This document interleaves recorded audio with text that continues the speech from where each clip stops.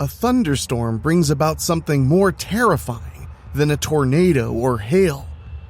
It opens up a path to another dimension, and here the people are not quite what they seem. But as the truth is realized, one thing becomes clear. It's going to be hard to get out alive. What's that? You want to be scared? Come with me.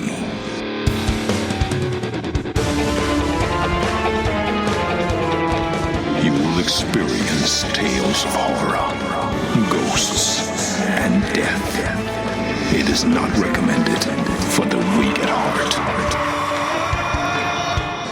Listen in the dark. It's more fun that way. This is Weekly Spooky.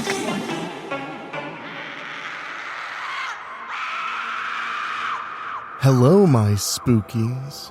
It's Wednesday, and you know what that means. It's time for a little spooky in your weekly.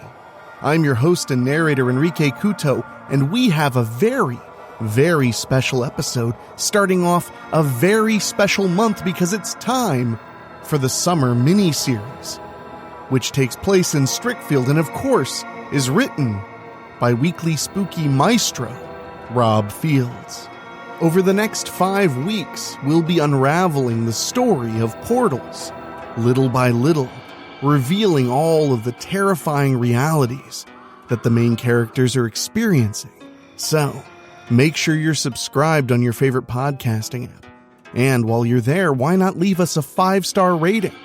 Whether on Spotify or Apple Podcasts, it makes a very, very big difference. And if you love what we do here at Weekly Spooky, bringing you Halloween fear multiple times a week, why not become a patron and support us directly by going to WeeklySpooky.com and clicking on Patreon. For as little as $1 a month, you guarantee the program keeps going, and you get 2 bonus episodes every single month. You can't beat that. And the bonus episodes are a part of a Patreon-exclusive novel by Rob Fields. The last one was called The Weekend, which you can listen to in its entirety over at Patreon, and the current story, The April Fool, is just starting to heat up. So go to weeklyspooky.com, click on Patreon, and join over 106 other spookies in keeping it coming on the weekly. I really do appreciate it. But now it's time to settle in and get ready for part 1 of Portals by Rob Fields. So get comfortable and get ready, because we're about to transport to a whole other world right after these quick words.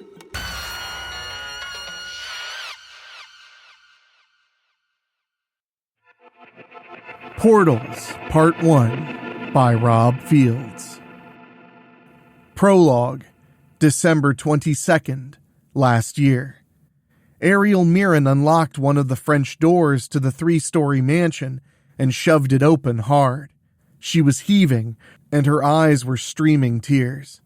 Behind her were some of her immediate circle of friends who had just barely survived their encounter with Queen Arcadia. Ariel was both hurt and enraged at learning that her own mother, Adrian, had sold her to Queen Arcadia to use as her vessel, before she was even born, in exchange for power and riches in the form of becoming the greatest computer programmer of all time. When Ariel was finally at a decent age, Adrian arranged with Isley Tinker to maneuver her daughter to his shop at Strickfield Town Center Mall. There, Ariel would get to sample a prototype video game console in the form of the Virtua. Playing its single game called Christmas Arcadia, she became entranced by the amazing graphics and Queen Arcadia herself. Ariel would come to be possessed by Queen Arcadia. From there, Arcadia would use Ariel as her vessel to attempt to merge her virtual realm with that of the mortal realm. It was 4 of Ariel's friends who believed in her enough to give her the will to purge Queen Arcadia from her body and defeat her. Prior to this, Queen Arcadia had explained the bargain Adrian had made with her. Now Ariel was standing in the middle of her family's living room.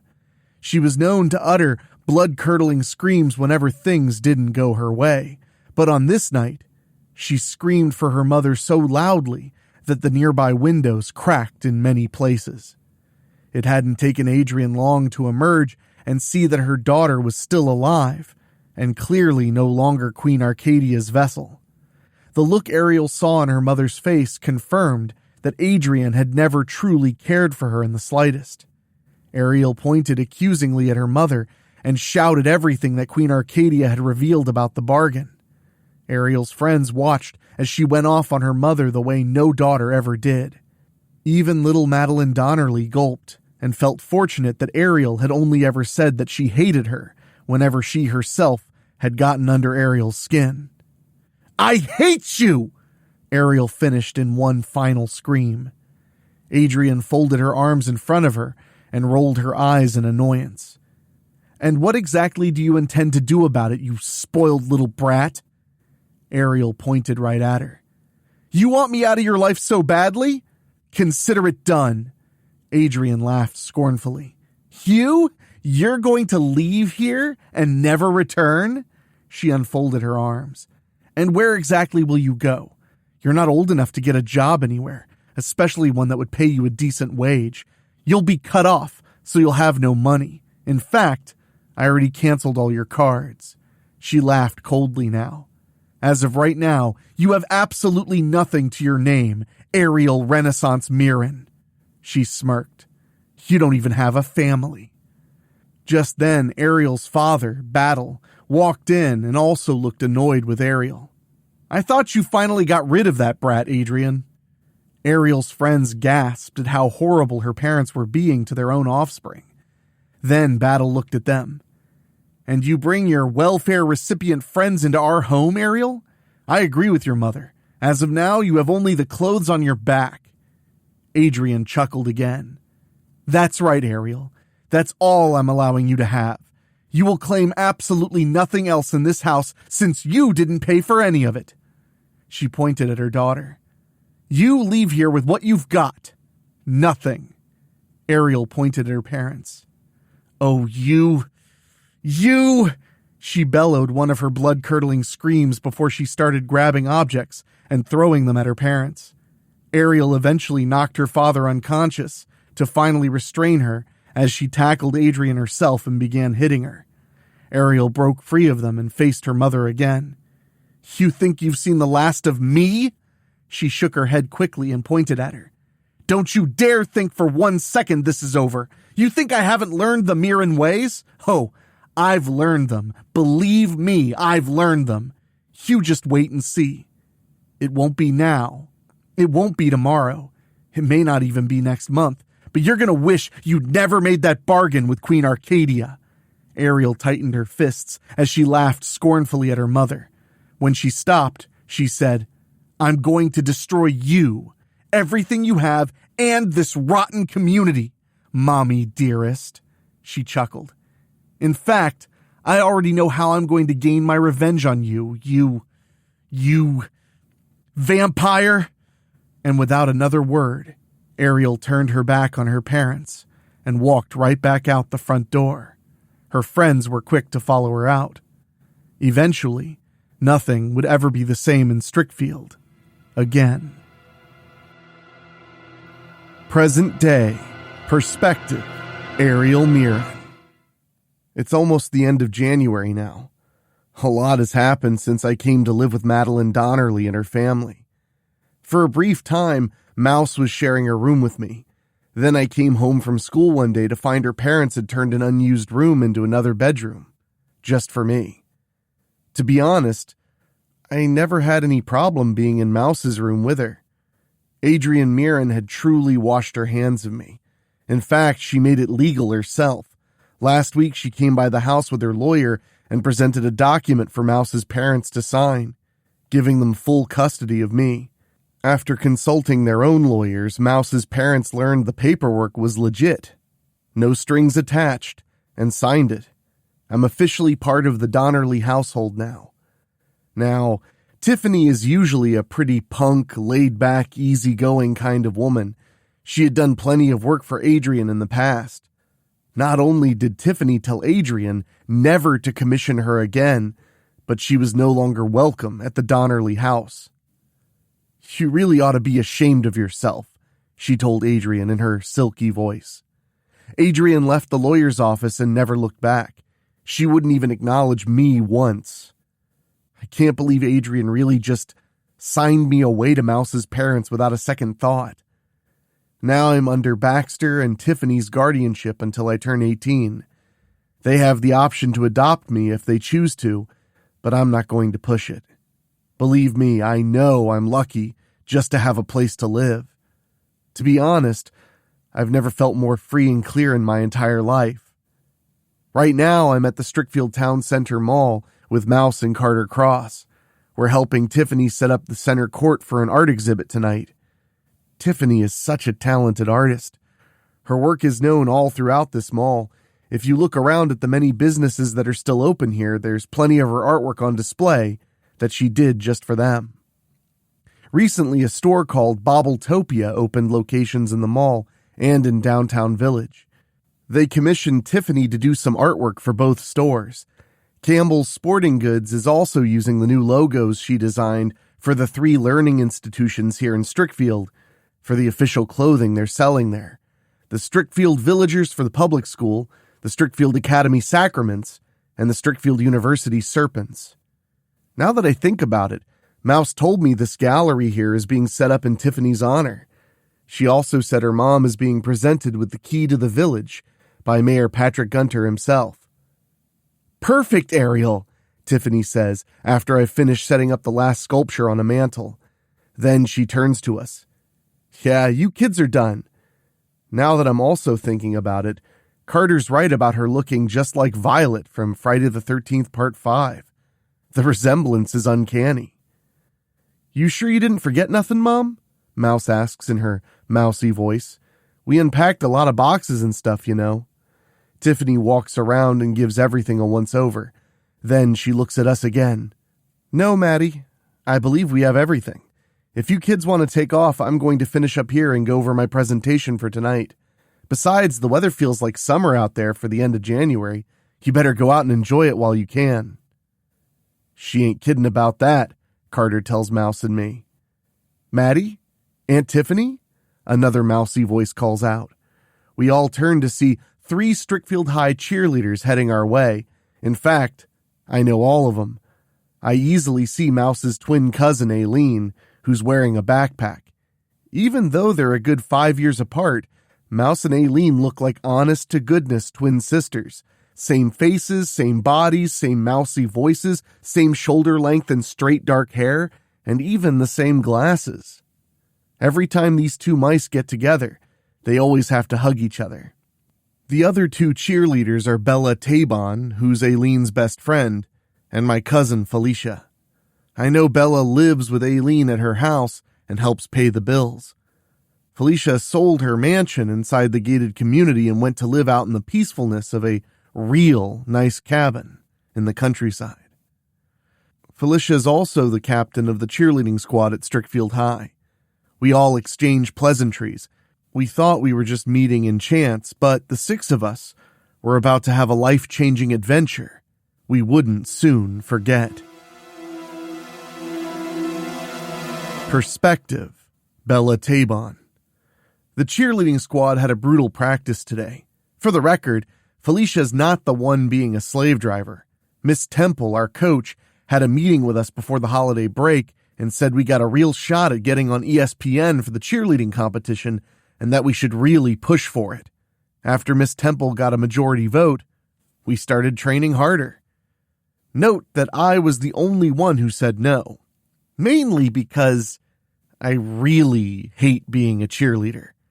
I'm only doing it for Einie.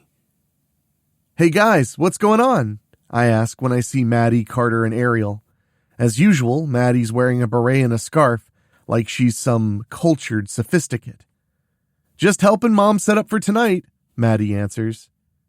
"Now you kids are leaving," her mom tells them. "Go! Get on your bikes and ride already." Felicia Mirren raises her finger. "Yeah, probably not a good idea, Mrs. Donnerly. The winds are really blowing out there. At school, Miss Temple called practice on account of that nasty storm coming this way. Seriously?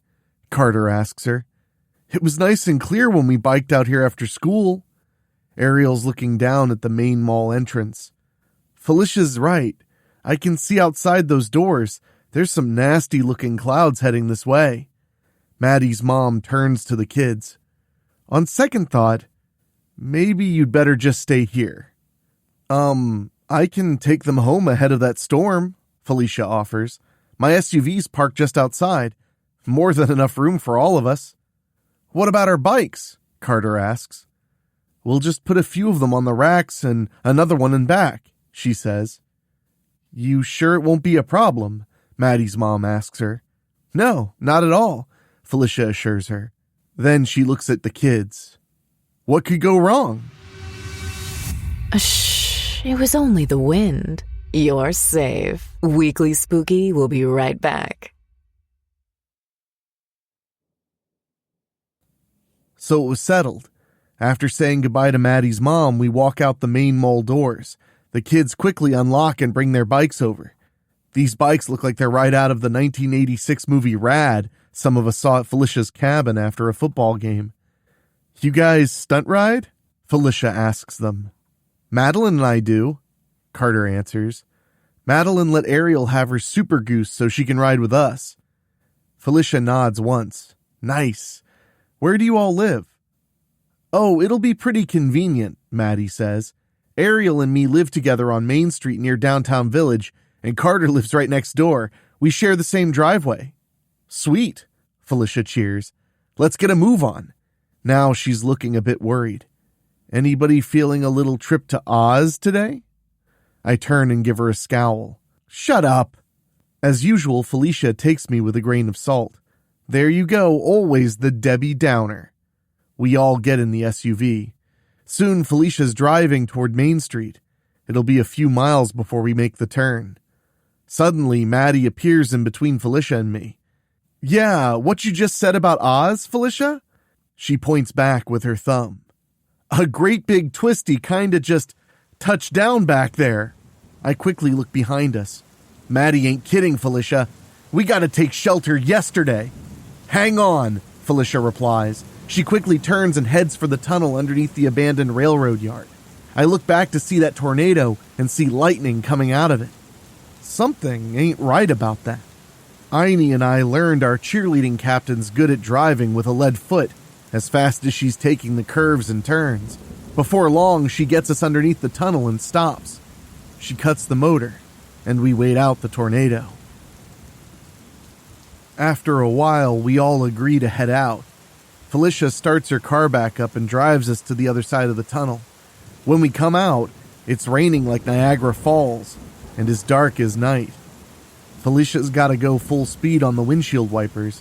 Finally, the rain lets up enough to where we can all see better. Felicia slows the wipers back down. It's right over here, Carter calls up to Felicia. On your right, the brick house. Felicia pulls in the driveway the kids' houses share. We get out and quickly help them with their bikes. Suddenly, Felicia's looking up with wide eyes. You people seeing this? The twin Donnerleys are looking too. I turn with everybody else to see a whole group of people heading right for us. No, scratch that. Try a mob. Run, Aini yells. As soon as we turn and flee, these people are all over the SUV. Felicia shrieks when they just tear her car apart until they all but destroy it. I know I'm definitely ready for a fight. Now those people look right at us and hiss. Their red eyes are all glowing now. Vampires! Ariel yells. We are so dead!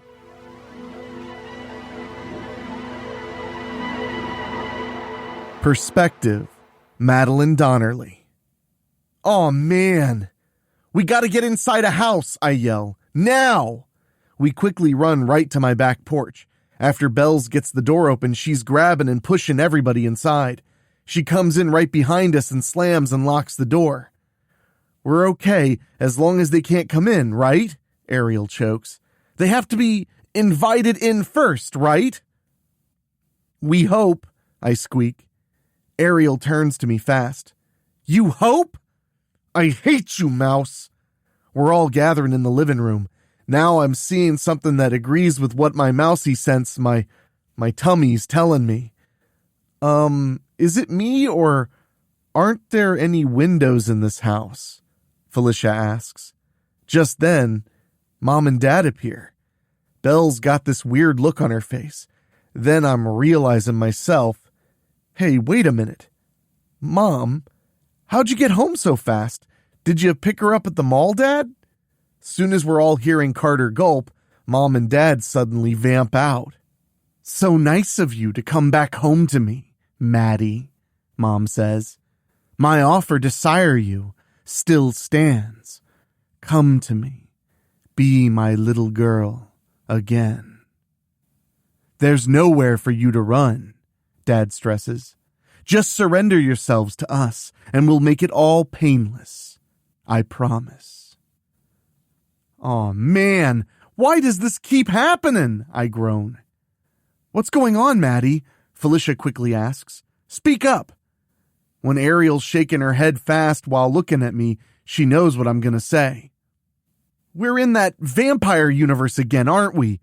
I really hate you, Mouse. Now I'm pointing right at her. Oh, no, you didn't, Ariel Mirren. I didn't bring us here. Well, we better get out of here or we're all going to be food, Carter says, remembering his last time here in October. Bells puts her hands on mine and Carter's shoulders. Then she's looking at Felicia.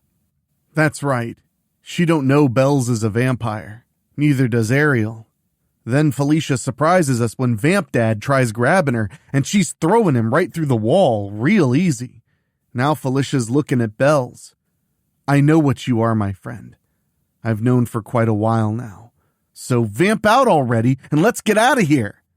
Bells gets mad and vamps out. Then she grabs me and Carter and hightails it out.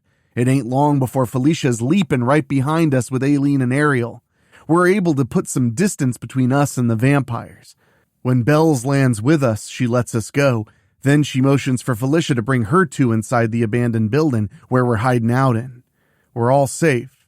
For the moment. Bells points right at Felicia. How can you leap and keep up with me? And how do you even know I'm a vampire? Felicia smiles. I think you forgot about your reflection. You and Aileen have been in my new cabin enough times. Only thing I don't get is how you can walk in the daylight. Now Ariel's scared. You're... a vampire, Bella? Bella raises her hands in front of her. Easy, Ariel, I'm on your side. She sighs.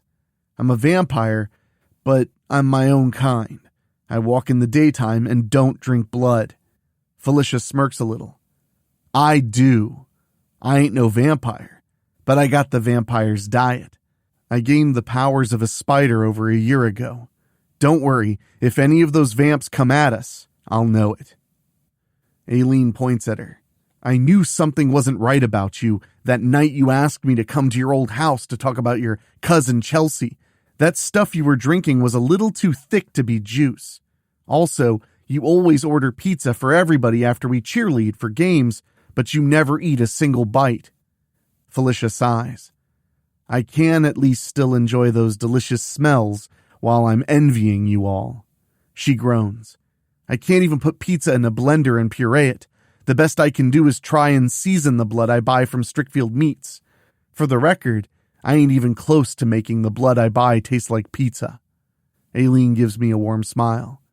For what it's worth, thanks for always treating us to pizza. Felicia pats her shoulder.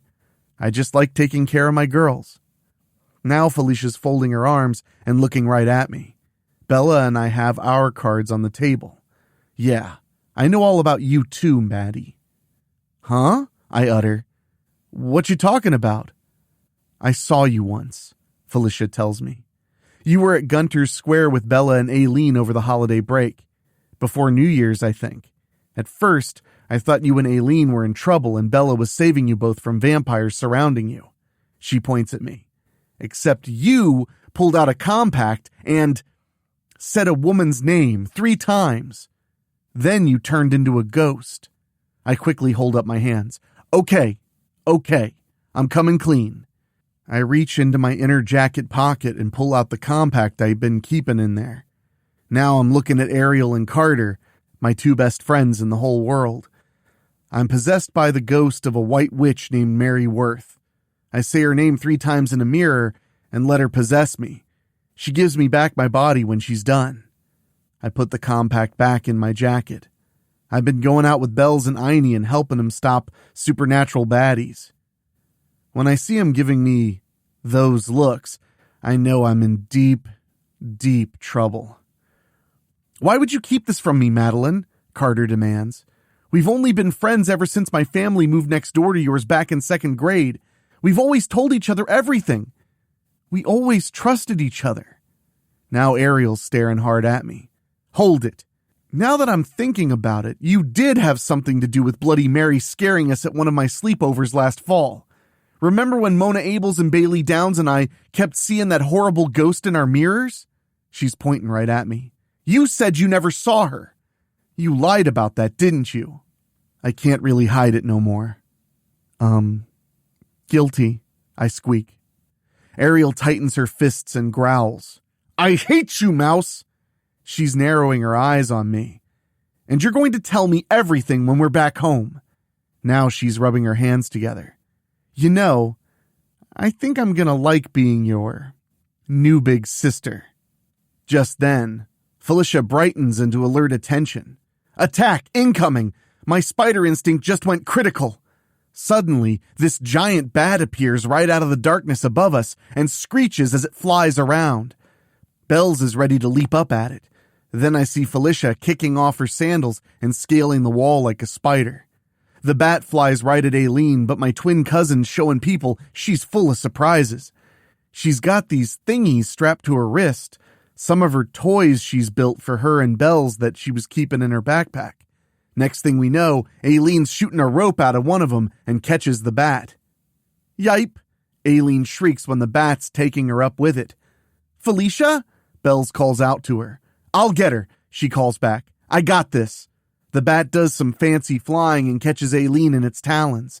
Aileen's trying to fight it off by shooting one of her cables in its face. The bat answers by quickly sinking its fangs into Aileen's arm. Aileen's screaming now. I'm really scared for my cousin. I quickly pull my compact out of my jacket and open it. Mary Worth! Mary Worth! Mary Worth! Mary Worth! In a matter of seconds, my ghostly friend's taken over my body and using it as her vessel. Even though I'm along for the ride now, I can still see what's going on. Felicia's moving fast as she scales the walls. Then she leaps far and drops right on top of the bat, making it let go of Aileen. Mary utters a spell to soften her fall, but the bat quickly turns upside down and goes back up again, dropping Felicia. Felicia ain't even looking scared when she's shooting webs out of her fingers. They hit the ceiling and make Felicia stop short of hitting the floor. But now, the bat's dropping down and gliding along until it snatches up Ariel this time. No! She yells as the bat's bringing her up into the air. Help me! Next thing we know, the bat's heading to one of the broken out windows up above to flee with Ariel. Well, my spookies, things are just beginning to heat up in the first part, so make sure you're back here next Wednesday for part 2 of Portals. And I thank you so much for joining us, as always, here at Weekly Spooky. Things are getting very exciting as we're slowly but surely heading into spooky season in October. You see, in October, many, many more choose to join us for their scary good time, but if you're listening to this right now, well, you're a die-hard spooky enthusiast, and you're my kind of person. So thank you from the bottom of my heart.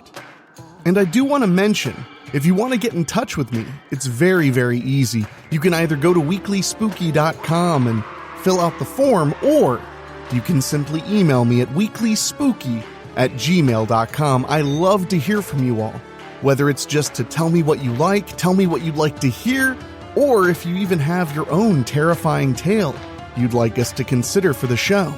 Just email me at weeklyspooky@gmail.com. And I want to say an extra special thank you to our Patreon podcast boosters, folks who pay just a little bit more to hear their name at the end of the show. And they are Johnny Nix, Jenny Green, Brent McCullough, Karen Wiemet, Jack Kerr, and Craig Cohen. If you want to join them and hear your name at the end of every program, just go to weeklyspooky.com, click on Patreon, and select a tier at $15 a month or higher. You'll not only get the 2 bonus shows, your name on the end of the program, but you'll get lots of other bonuses that I assure you'll enjoy. I really do appreciate the support, you guys. The Patreon has really popped off in the last year, and it's made a huge difference for the program. But now it's time for me to get back to work. There's so much more to come. So for now, for myself, for my executive producers Rob Fields and Mark Shields and Bobbletopia.com, my producer Dan Wilder, and my composer Ray Mattis, I will talk at you later. Thank you for listening. Make sure to find your way back next week. But for now, you are safe. Trust me.